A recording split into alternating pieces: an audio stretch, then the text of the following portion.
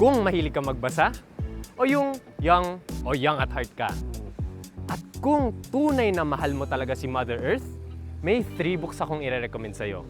Number 1, kung gusto mo nga ba malaman kung ano nga ba ang water storage, water filtering, at water harvesting, at kung paano nga ba sila nakakatulong tuwing El Nino, basahin ang mga paghahanda ni Nino sa tagtuyot.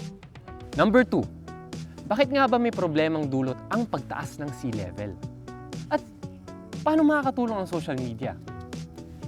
Madidiscover nyo ito sa Bakit Umuurong ang Mga Baybayin.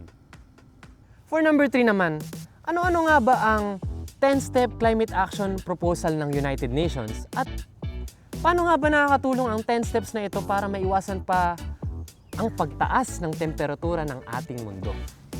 Tuklasin ito sa Ang Sigaw ni Jericho. Lahat ng naibanggit kong libro sa inyo ay isinulat ng The Curious Prepper na si Jerry Katabihan, isang DRRM officer na tulad ko. Kaya naman, iniimbita ko kayo lahat bumili sa kanilang Lazada store. The link is down below. Hanggang sa muli!